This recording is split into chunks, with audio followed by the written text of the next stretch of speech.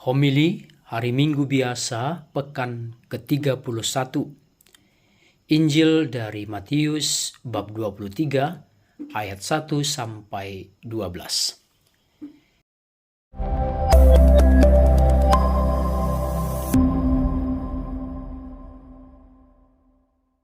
Para saudara terkasih, pokok permenungan kita pada homili ini adalah saling memimpin dengan saling melayani.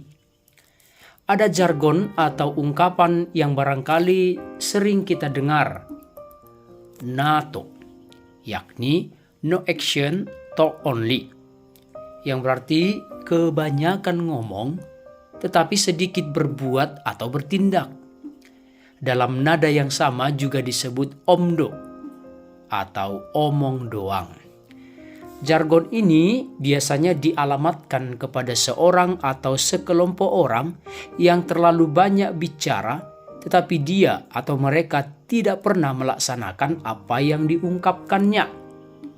Tentu kita tidak sedang diajarkan untuk menolak atau mengucilkan orang-orang yang demikian itu.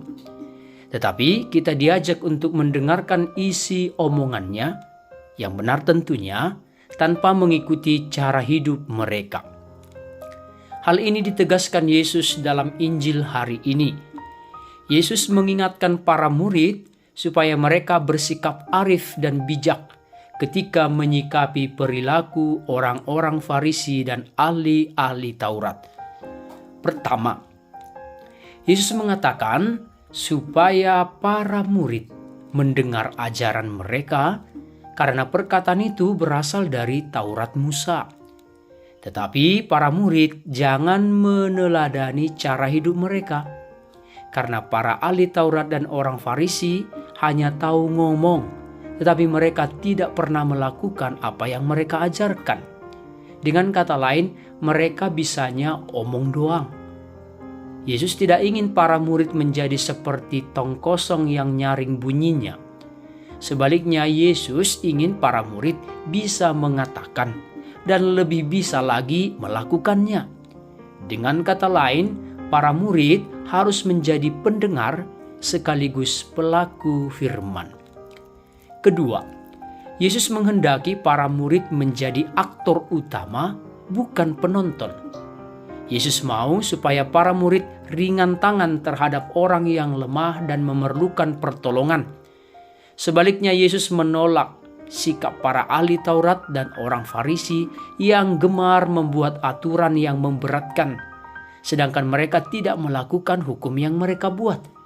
Mereka hanya menjadi penonton, bahkan penikmat atas beban aturan yang memberatkan sesama. Maka Yesus jelas mengingatkan para murid agar tidak meniru sikap ini. Malahan, Yesus ingin para murid terlibat dalam kesusahan sesama.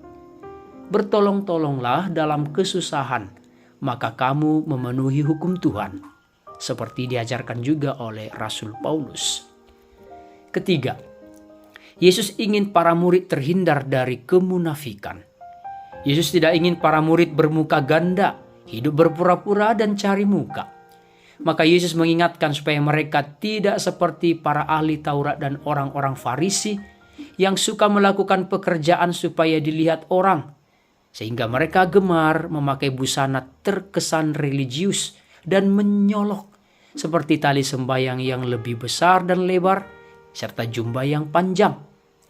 Kelompok ini disebut Yesus munafik karena mereka menutupi kebobrokannya dengan pakaian terkesan rohani. Mereka mengelabui mata orang dengan penampilan yang seolah-olah kalau busana sudah religius, otomatis sudah sangat bagus relasinya dengan Tuhan.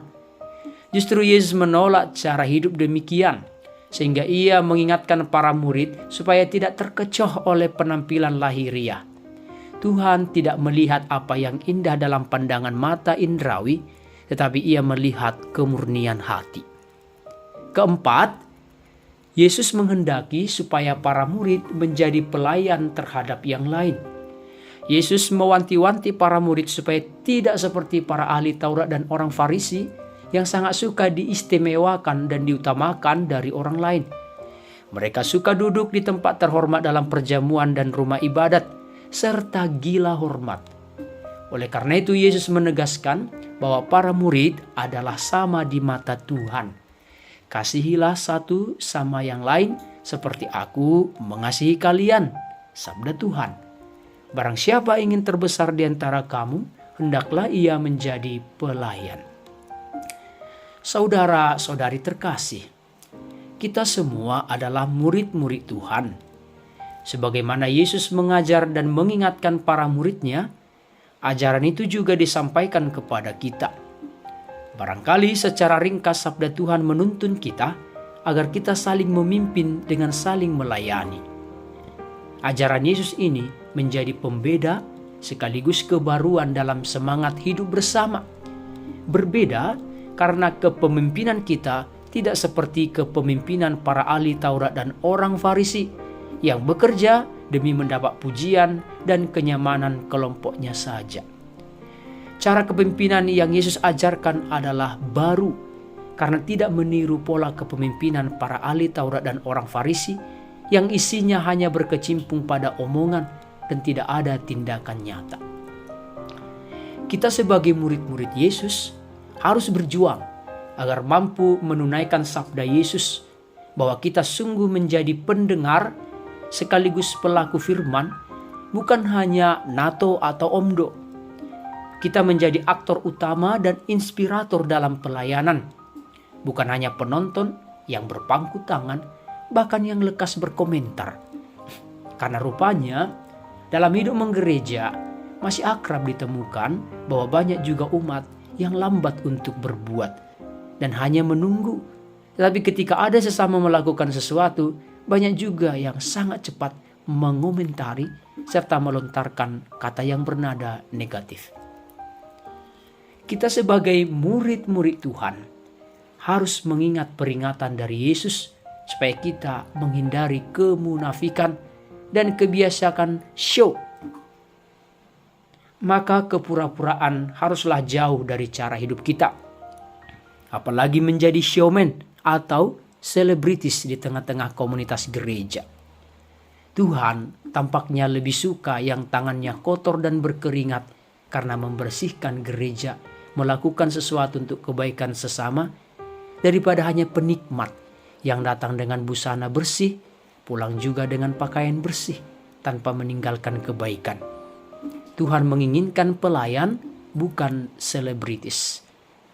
Saudara-saudari terkasih, jadilah yang pertama dan tertinggi dalam kebaikan dan belas kasih, maka tempatmu ada di surga yang maha tinggi. Tuhan memberkati.